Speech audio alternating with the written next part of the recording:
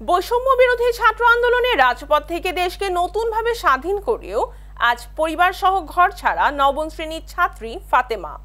Sanaullah মুন্সির report. আমার নাম ফাতিমা সেলিম। আমি সিদ্ধিরগঞ্জ শ্রীবর্ধমান পাইলট স্কুল অ্যান্ড কলেজে পড়ি। আমার বাড়ি কুতুবপুর, কাশপুর, সোনারগাঁও। তো আমি বৈষম্য বিরোধী ছাত্র আন্দোলনে আমি নিজে ছিলাম। সাবেক প্রধানমন্ত্রী যখন পদত্যাগ করেন, তারপর 5 তারিখের পর 7 তারিখ আমাদের বাসায় লুটপাট হয়। ডন বজলু নামের লোকটি এইসব ঘটান। আমরা বাসায় গিয়েছিলাম স্কাউট সদস্যের মাধ্যমে। যাওয়ার পর আমরা শুধু 2টি বই এবং কিছু কাপড় চোপড় ছাড়া আর কিচ্ছু পাইনি। সবকিছুই তারা ভাঙচুর করছে এবং নিয়ে গেছে লুট করে। তো আমরা দেশ স্বাধীন করলাম, অথচ দেশ স্বাধীনের পর আমাদের সাথে এরকম হলো। ডন বজলু তারা এসে আমাদের বাড়ি লুটপাট করে নিয়ে গেল। স্বাধীন দেশে আমরা না। তো আমরা এইসবের বিচার কার কাছে যাব? কার কাছে এই বিচারের আমরা সমাধান পাবো? আমি আমার বাড়িঘর সব আগের মতন চাই। তারপর আমাদের বাসায় গিয়ে ফিরে আগের মতন বসবাস করতে চাই এবং যত ক্ষয়ক্ষতি হয়েছে যারা এগুলো করছে তাদের শাস্তি চাই।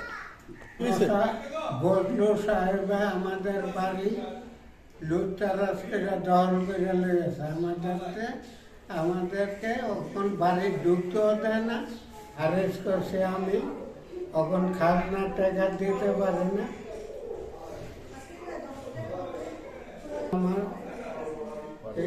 বাড়ি আমাদেরকে সরকার বাড়ি আমাদেরকে উদ্ধার করে দিই সরকার। আমি সেলিম মুন্সি, পিতা মরহুম মাসুদ মুন্সি, 1 নম্বর ওয়ার্ড, কাশপুর ইউনিয়নের, সোনারগাঁ থানা, নারায়ণগঞ্জ জেলার বাসিন্দা। আমার প্রতিবেশী মরহুম মতিউর রহমান বিগত 50 বছর যাবৎ আমার আশরাফ আলী কন্ট্রাক্টরের বাড়িঘর দখল করে আমাদের বাড়ি দখল করে আসছিল। বর্তমানে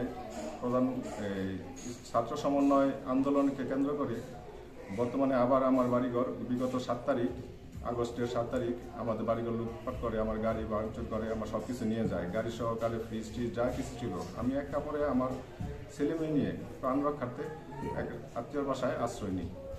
ইউনিয়নের 1 নম্বর ওয়ার্ডের নিবাসী মরহুম মতিউর রহমানের ছেলে আজিজুর রহমান, বজলুর রহমান এবং বাবুল, ওদের প্রতিবেশী আনারুল, আনারুল, হানিফ, কালাম, তারপরে শামসুগঞ্জ, এদিকে ফটিক মিয়াজগঞ্জ আর সাদেক আলীগঞ্জ, এদেরকে নিয়ে আমার প্রতিবেশীরা আমার উপরে আক্রমণ করে, আমার বাড়িঘর লুটপাট করে।